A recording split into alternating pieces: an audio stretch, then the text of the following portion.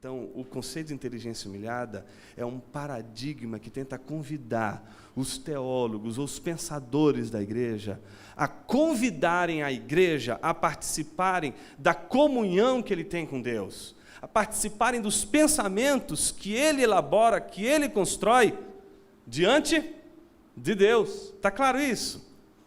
Então, vamos ver isso em ação?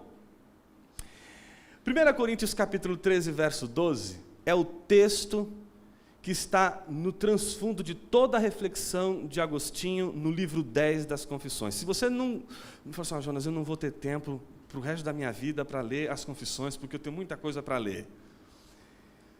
Mas tem uma parte que você não pode passar dessa vida para outra sem ler, que é o livro 10.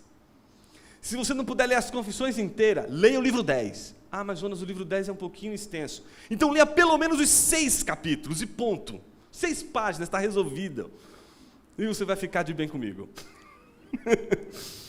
Esse capítulo 10 é a exegese, é a interpretação que Agostinho faz dessa passagem de Paulo. Como Agostinho interpreta essa passagem? Essa passagem diz o seguinte: porque agora vemos como por um espelho de modo obscuro, mas depois veremos face a face. Agora conheço em parte, mas depois conhecerei plenamente, como sou plenamente conhecido. Então você precisa de um espelho para se ver. Se você se viu algum dia, é porque você precisou de um espelho. Essa é a ideia do espelho.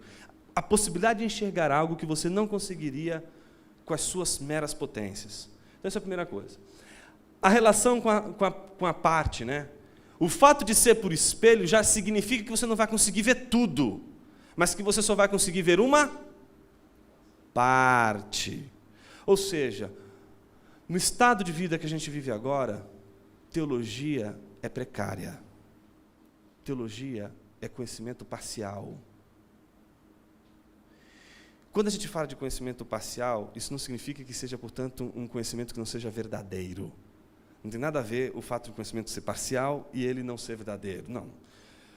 O parcial significa que esse não é o todo que a gente deveria conhecer, o que precisaria conhecer para saber quem é Deus, mas é o que a gente precisa para conhecer de Deus, para sermos salvos. É o que a gente precisa. É o que tem para hoje. Está entendendo? Então, isso é parcial, isso é em parte. E, obviamente, ninguém aqui ousaria dizer que conhece Deus exaustivamente, né? Nenhum teólogo poderia dizer assim, olha, eu construo uma sistemática que dá conta de todo o ser de Deus. Isso seria um... Oi?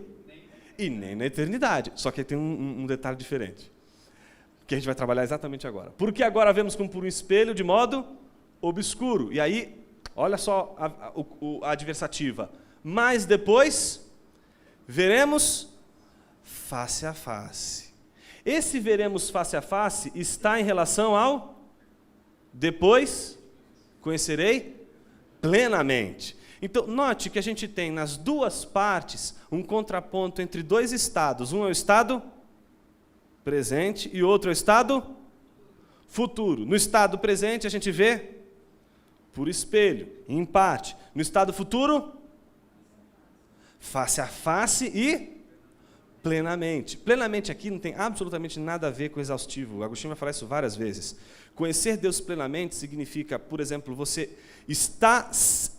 contemplar Deus sem mediações. Mas isso não significa que você vai esgotar exaustivamente o ser de Deus. Mas você vai vê-lo plenamente, não em parte. A ideia do plenamente é a ideia do face a face. É mais no sentido de você agora não está vendo só a parte, mas agora você pode ver o todo. Mas não significa que você o conheça exaustivamente. Isso é de uma outra ordem. Não é? Por exemplo, eu posso ver o meu rosto por espelho, e ao ver o meu rosto por espelho eu vou contemplar uma parte, tá certo?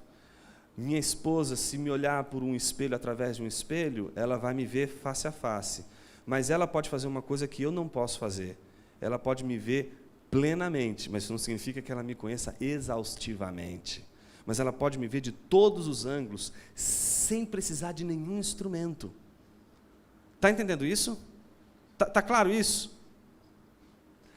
A única diferença entre as duas partes é o final da segunda parte. Como que termina a segunda parte? Agora conheço em parte, mas depois conhecerei plenamente.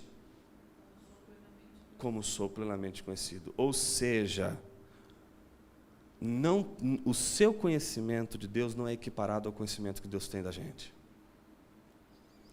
O fato de conhecermos e vermos Deus por espelho não significa que Deus também nos veja por espelho.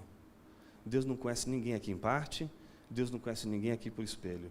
Deus conhece aqui todo mundo plenamente e face a face, sem precisar de espelho, sem precisar de nada.